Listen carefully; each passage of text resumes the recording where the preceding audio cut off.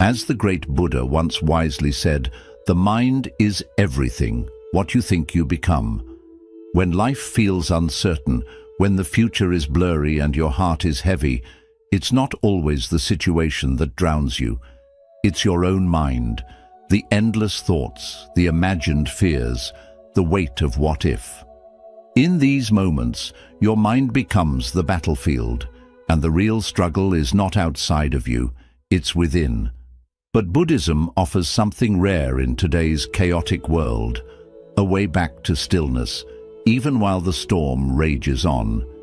It teaches us that peace isn't something you chase or find in the outside world. It's something you return to, a quiet place inside you that never left, only forgotten. In this video, we'll walk a path rooted in ancient wisdom, a path that shows you how to breathe again, how to let go, and how to stop being at war with your own thoughts. Take a deep breath.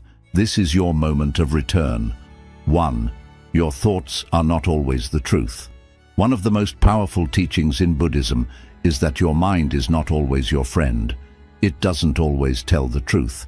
In fact, the Buddha often described the mind as a wild monkey, jumping from one fear to another, constantly making up stories based on fear, insecurity, and past pain. When you're going through hard times, your thoughts can become especially loud and convincing.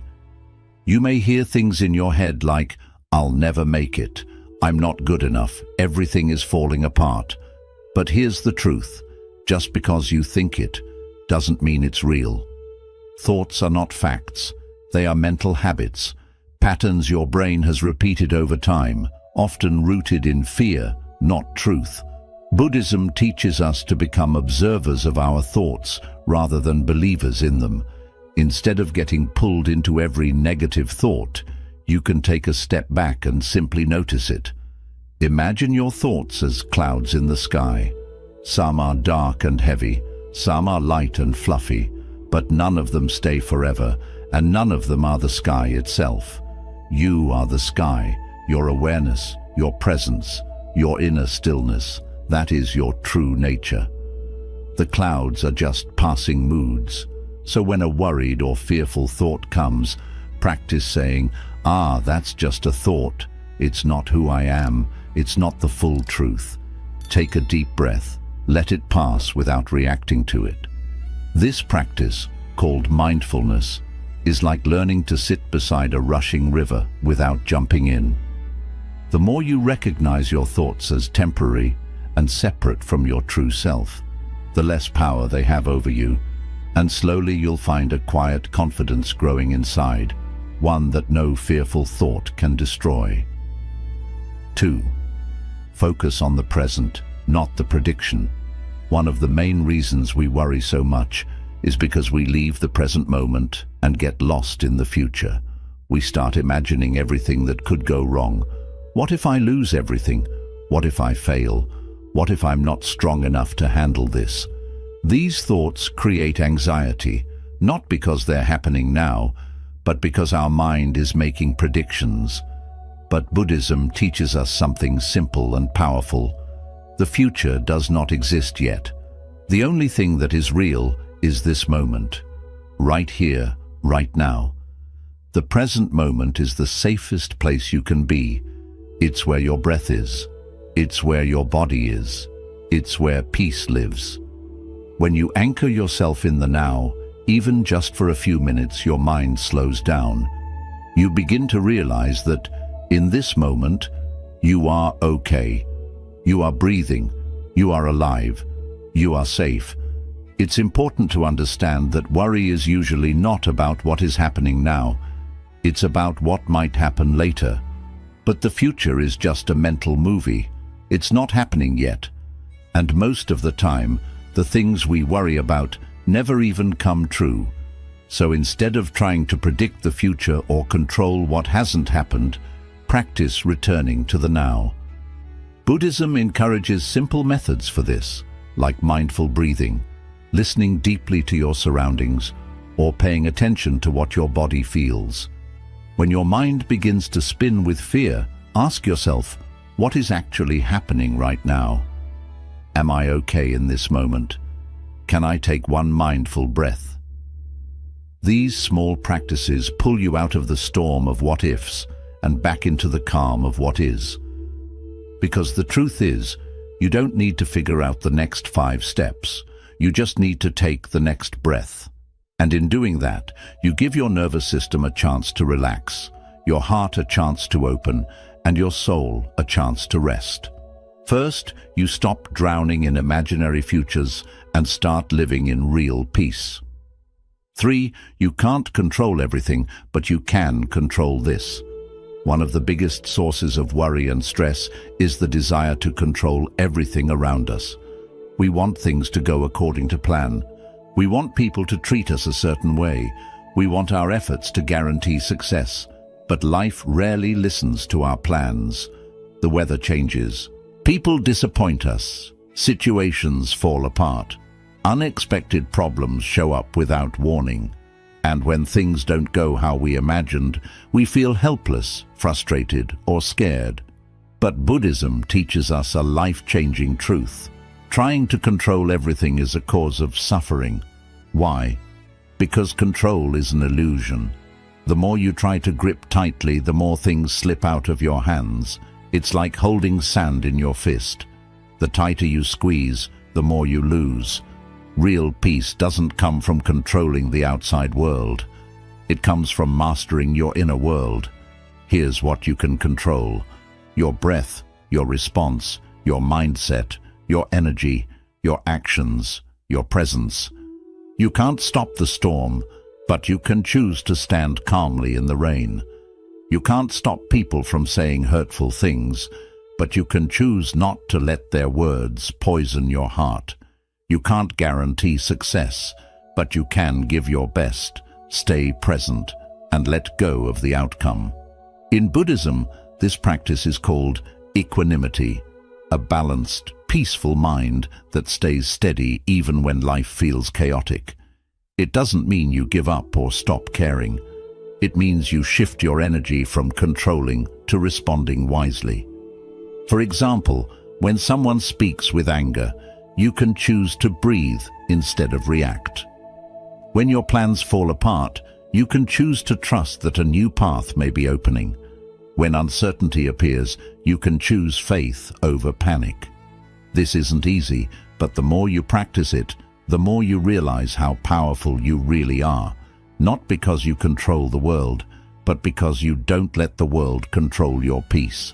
So when your heart feels overwhelmed, remind yourself gently, I don't need to control everything. I only need to control how I respond. That's where your strength lives. That's where worry begins to fade. And that's where true inner freedom begins. For your worst days still built you. It's easy to look back on the hardest moments of your life and wish they had never happened. When you were at your lowest, whether it was facing loss, heartbreak, failure, or disappointment, you probably felt broken, alone, and unsure if you could ever recover. But here's a truth that Buddhism teaches us. Those painful moments were not wasted. They were the bricks that built your strength, your compassion, and your wisdom. Think about a seed pushing its way through dark, heavy soil. At first, it feels the weight of earth pressing down on it. It might struggle and crack, but without that pressure, it could never sprout. Those very forces that felt like they were crushing it also gave it the power to grow upward toward the light. In much the same way, your worst days pressed on you, but they also pushed you to become more resilient. Every time you experienced suffering, you had to face difficult feelings, grief, anger, fear. You may have wanted to run away, blame someone else, or give up entirely. But when you stayed present with your pain, when you acknowledged it instead of hiding from it, you learned something invaluable about yourself. You discovered how deep your capacity to heal could be. You uncovered hidden strengths you didn't know you had. You learned that even when you felt powerless, you still had choices. The choice to breathe, to continue, to reach for hope. In Buddhism, This process of transforming suffering into wisdom is called turning poison into medicine. Just as a skilled alchemist turns a harmful substance into something healing, you turn hardship into understanding, empathy, and inner peace. Your worst days taught you humility because you learned that you are not in control of everything. They taught you compassion because you now know what it feels like to hurt, and you can extend kindness to others in pain. They taught you patience because healing never happens overnight. And they taught you gratitude because when you finally emerged on the other side, you saw life's simple blessings with fresh eyes. So, the next time you're tempted to despise the past, remember this. Each painful chapter of your life played an essential role in shaping who you are today. Without the struggles, you wouldn't appreciate peace. Without the failures, you wouldn't value success. And without the low points, you might never reach for something higher. Embrace your history as a teacher, not an enemy. Bow to the lessons learned, even the harsh ones, because in Buddhism, every moment of suffering is an opportunity to awaken to your own strength, compassion, and the unshakable peace that lives within you. 5. Not everything deserves a reaction.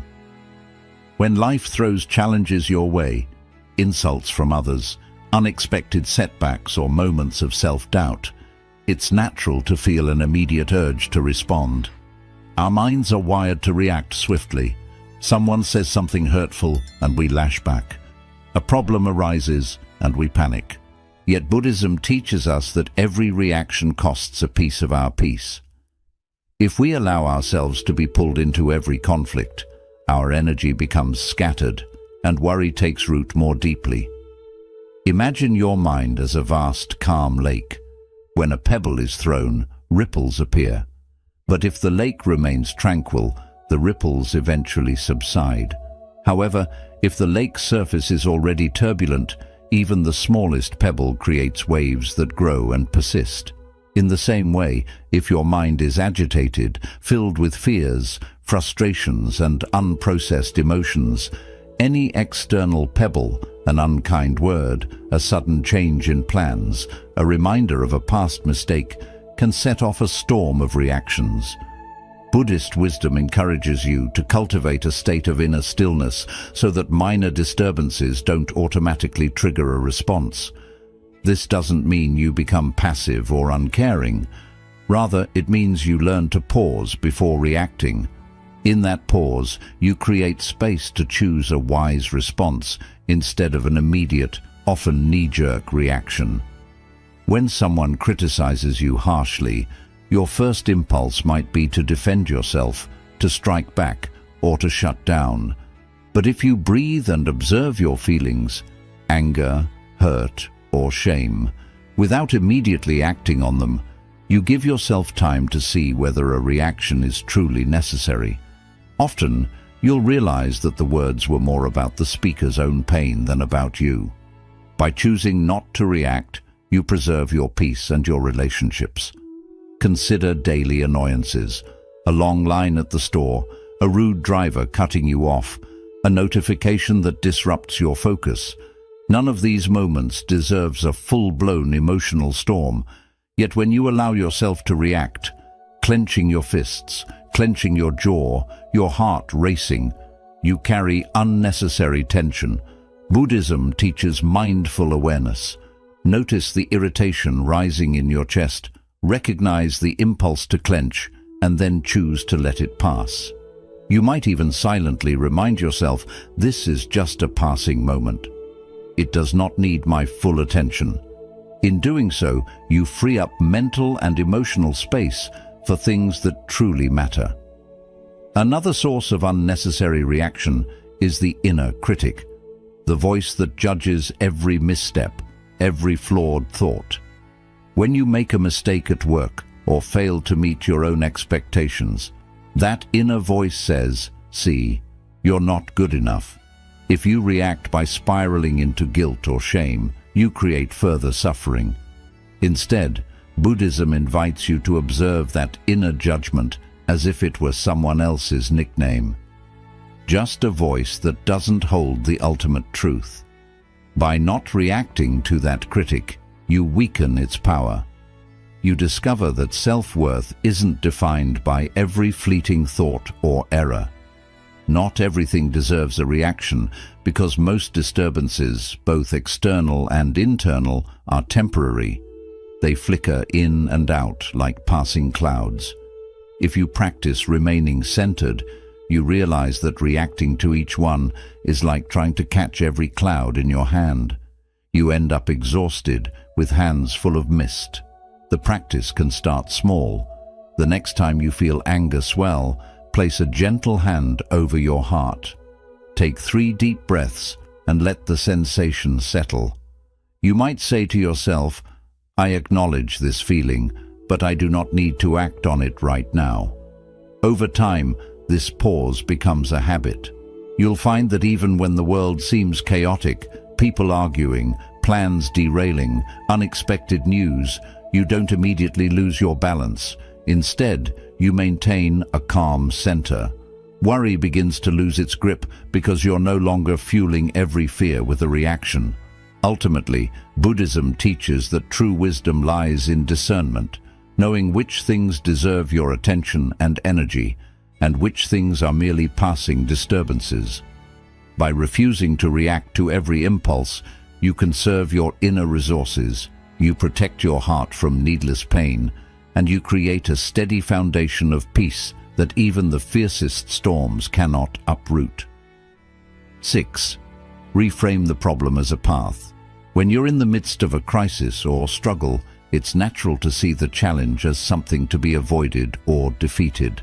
You may feel trapped by circumstances, believing that the problem is a dead end rather than an opportunity. Yet Buddhism offers a radically different perspective. Every difficulty you face can be a gateway to growth and awakening.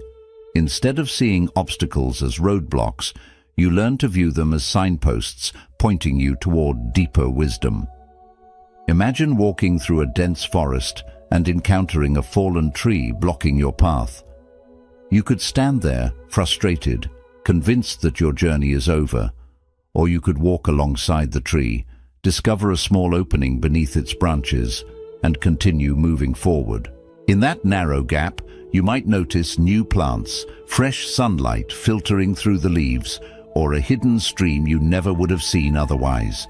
The obstacle itself becomes part of your adventure, a lesson in adaptability and perspective. Buddhism calls this process turning poison into medicine. Every problem has within it the seeds of its own solution, if only you're willing to look deeper. When a relationship ends, rather than seeing it as a devastating failure, you can ask yourself, what can I learn about compassion, healthy boundaries, or self-worth from this experience? When your career hits a setback, you can inquire, what hidden talents am I being invited to develop? What new direction might emerge from this challenge? By reframing, you transform the energy of fear and resistance into curiosity and intention. This shift doesn't mean you pretend everything is fine when it's not. It doesn't deny the pain you feel. Instead, it invites you to lean into the discomfort long enough to discover its hidden gifts. Buddhism teaches that suffering reveals the roots of attachment, aversion, and ignorance, the very patterns that keep you trapped in cycles of stress and worry. When you face the hard truth of your pain, you gain insight into why certain situations make you suffer. Perhaps you realize that you've been clinging to a specific outcome, or that you're resisting change because it feels too uncertain. In recognizing these patterns, you begin to loosen their grip. The practice of reframing also involves trusting that the universe has a wisdom beyond your immediate understanding. When the Buddha was confronted with painful questions about life and death, he didn't try to force answers. He sat in silence, observing the nature of reality. In your own life, when a problem arises, pause and breathe before reacting. Notice the story your mind wants to tell, how it might exaggerate the problem or assume there's no way out. Then gently ask, is there another way to see this? What might this circumstance be teaching me? As you cultivate this mindset, you become less reactive and more responsive. You create space to see not only the difficulty, but also the possibility within it. When you reframe challenges as paths, you begin to appreciate the richness of the journey itself. Buddhism emphasizes that life is impermanent and ever-changing. Joy and sorrow flow hand in hand. By embracing this fluidity, you're no longer a passive victim of circumstances, but an active participant in your own awakening. You start to notice how each trial refines your character, strengthens your patience, and enlarges your capacity for compassion. Even when the path feels treacherous, when heartbreak, illness, or failure looms large, you can walk it with intention, knowing that every step brings valuable insight. Over time, this practice of reframing becomes second nature. Difficult situations no longer paralyze you, but invite you to step forward with curiosity. Worry loses its power because you're no longer obsessed with trying to avoid discomfort. Instead, you're focused on learning from it. You trust that every problem, no matter how daunting, holds a lesson that will guide you toward greater clarity and inner peace. In this way, Buddhism transforms suffering into a powerful teacher, showing you that what you once viewed as a closed door was simply an invitation to discover a new path. 7. Faith is the antidote to fear. Fear often thrives in uncertainty. Imagine standing at the edge of a dark forest, not knowing what lies within. Your mind conjures every possible danger, and your heart pounds with apprehension. In Buddhism, faith, sometimes called saddha in the Pali language, is not blind belief, but an inner confidence rooted in experience. It's the light that helps you move forward even when you cannot see the entire path. When hard times darken your outlook, faith becomes a shield, allowing you to stand tall amid uncertainty. First, understand that fear often arises because the mind tries to predict outcomes it cannot control. When you ask, "What if I fail?" or "What if my worst nightmare comes true?" you are projecting possible futures onto a blank screen. Buddhism teaches that this projection is like watching a scary movie in your mind. Your imagination writes the most frightening script. Faith interrupts this by reminding you that you don't need to know the ending to take the first step.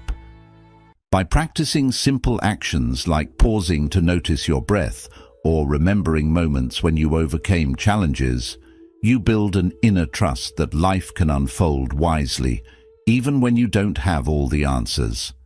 Next, understand that faith comes from real experience, not from motivational words. Think about times in your life when you face difficulties, maybe an unexpected illness, a broken relationship, or a financial struggle, and still found a way through. Remember how, even without knowing the solution at first, you discovered strength within yourself, resilience, creativity, or the support of friends or strangers. Those moments show that help is always available, sometimes from your own heart, sometimes from the world around you. By recalling these times, you strengthen the seed of faith. If I made it through before, I can trust myself to face uncertainty again. Another way Buddhism teaches faith is through the idea of impermanence, anicca, the truth that everything changes, including your circumstances, emotions, and even your body. When you understand that no painful moment is permanent, you begin to trust the natural flow of life. Just like storms eventually end, your current challenges will pass too. Accepting this truth doesn't make you passive. Instead, it helps you recognize that both good and difficult times rise and fade.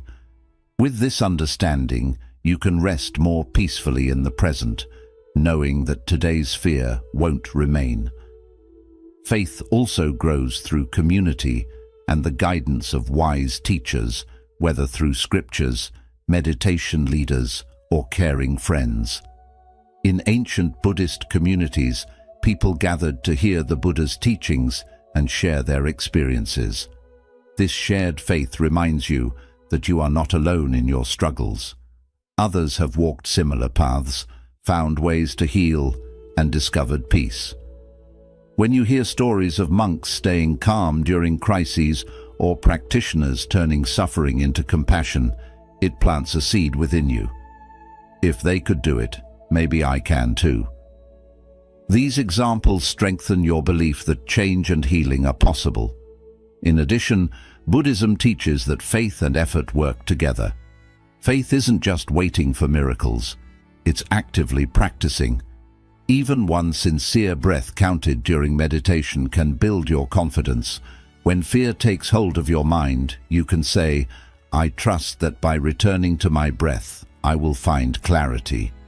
Each time you do this, every moment you choose mindfulness over panic, you strengthen the bridge between fear and faith.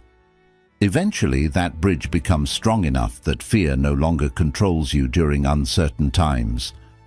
Think about how faith changes your relationship with fear. Instead of seeing fear as an enemy to fight, you begin to see it as a messenger showing where deeper trust or wisdom is needed.